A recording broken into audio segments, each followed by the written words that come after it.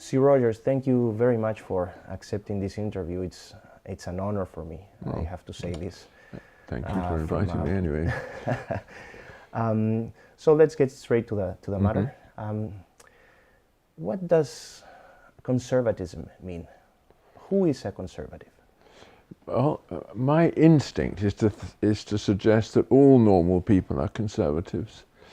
I believe that we have a natural desire to conserve the things that we love and the things that we're adapted to and the things that we're used to, things that we know how to deal with.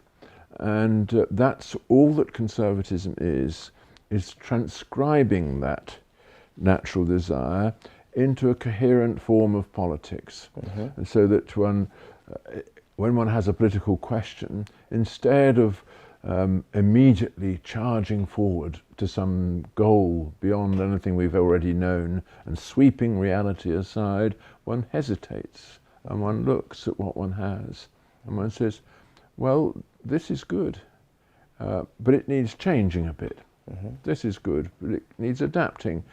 That approach to politics, to me, is natural, and I think it's natural to all human beings, because we all know that it's easier to destroy things than to create them. We are the heirs to extraordinary benefits, stability, law, ordinary markets, ordinary homes, families, etc. We don't want to jeopardize those things. So you mentioned a word that seems to be in opposition to conservatism, which is change. Especially, let's say, liberal critics, Marxist critics, claim that conservatives are opposed to change, that they abhor change, but that's actually not true. No, it's not true, Could you of expand on course. that? Yeah, I mean, change is part of human nature. We're all changing. We're all advancing towards the ultimate change, which is death. And we take provisions in order to postpone that ultimate change. And that involves changing things. And it's absurd. All that the Marxists mean by their criticism of conservatism is that conservatives don't want radical total change, and Marxists believe that only total change is a real change, and that's where they are so destructive. Total change is actually not a real change in the existing things. It's an abolition of existing things and an opening of the world to chaos. What do you think is the motivation behind this suppression of Christianity and our traditional values? It's a very difficult question, this. I believe that when, at a certain point, when people become a little tired of inheriting things, they suddenly turn round against those things and adopt what I call a culture of repudiation. Say that that's not me, take it away. I want to be free of that burden. And that's a natural instinct in adolescence. But when adolescents grow up, they realize that they have to adopt that burden if they're to have children of their own, and if they're to honor their parents and so on. So it tends to go away. But in the world in which we live, it doesn't go away so easily because people are too comfortable. They can live with this repudiation. They don't need others as much as they used to, at least not for the time being. So they live in a kind of illusion, a dream of security, which enables them to experiment with throwing everything away. But of course, they are opening themselves to disaster. And once those things are lost, is it possible to recover them, or you think it's just a one-way? Well, things do get lost and they do get recovered, but they get recovered in a different form. You know, France in the 1789 lost everything. It lost its entire social order, it lost its law, lost all the traditional occupations of people, it lost its religion, everything. And everything was scattered and there was chaos. 2 million people lost their lives. But you know, eventually Napoleon stepped in. Okay, it was a violent way of stepping in, and it wasn't the ideal, but by degrees it was restored, and 19th century France had law again. It had a social structure, it had occupations, it had its religion. So, you know, let's not despair. Is it possible to be conservative from a secular perspective? What do you think are the difference between secular conservatism and religious conservatism? Well, in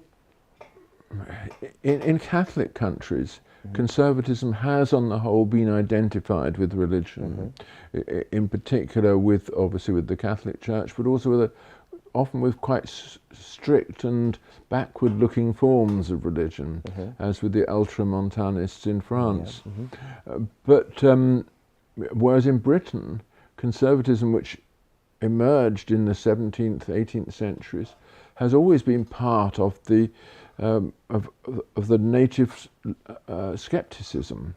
You know, of course, we've been a Christian country, but our kind of Christianity is much more skeptical than the Roman Catholic kind. It's a mixture of Catholicism and Protestantism, and it's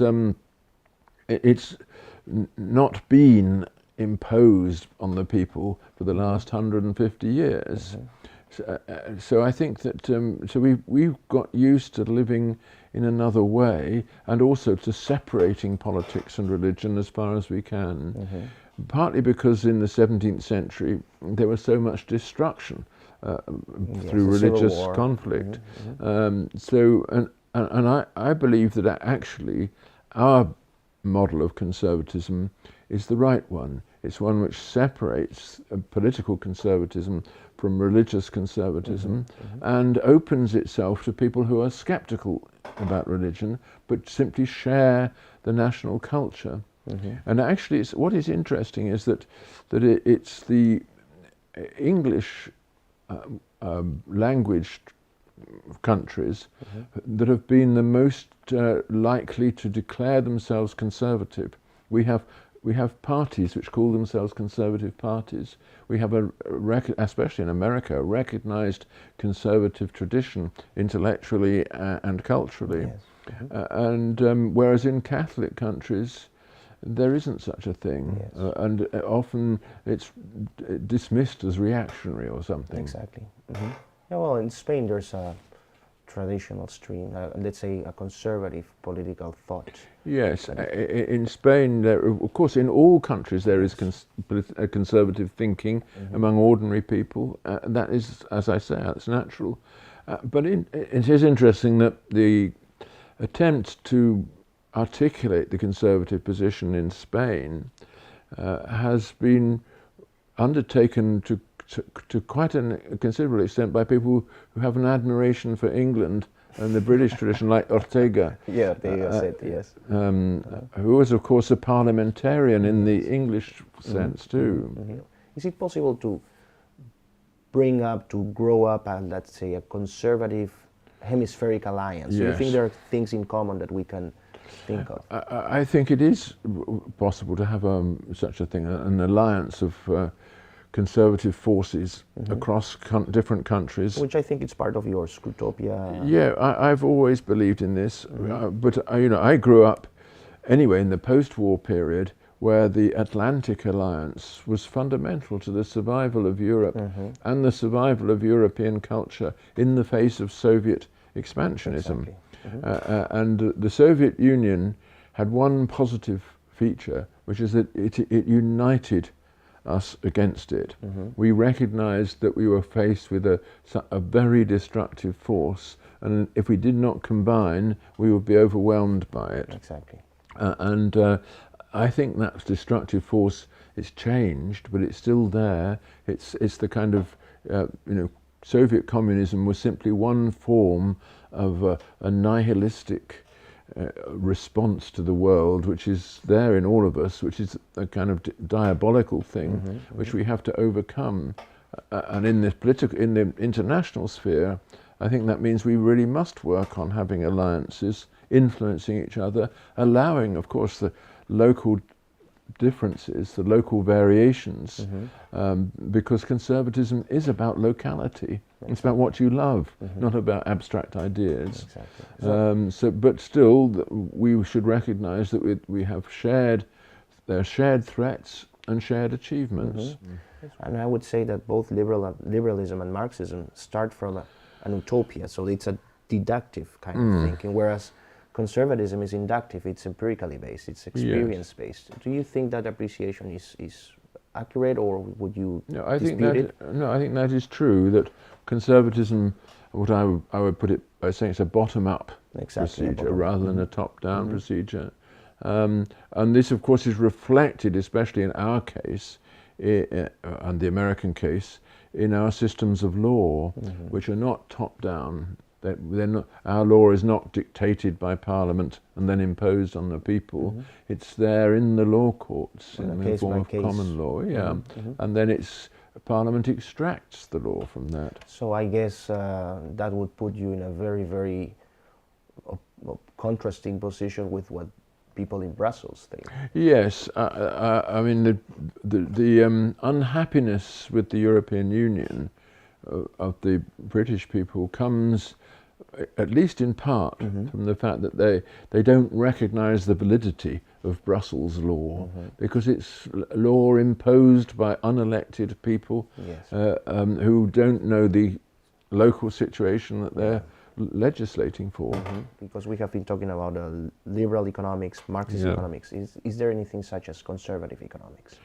On the whole, historically, conservatives have accepted some version of liberal economics because on the grounds that I think are most articulately expressed by Hayek and the Austrian school, namely that the knowledge needed for a successful economic interaction between people is not a knowledge that can be contained in a plan. It only exists through free exchange. So if you start interfering too much with free exchange, you destroy the knowledge on which any economy should be based. And modern history is a proof of that. The whole history of the Soviet and the Chinese experience. But so to that extent, conservatives will always or mostly tend to endorse some form of liberal economics, but they will also be very adamant that economics isn't everything, and that you can't solve all questions by economic means, because not all questions are economic questions, and the most important ones are not economic ones. Like the most important ones, like for example? What institutions do we need in order to pass on to the next generation what we've inherited? The family. The family is not an answer to an economic question. It's the answer to a much deeper question, the question of the perpetuation of mankind.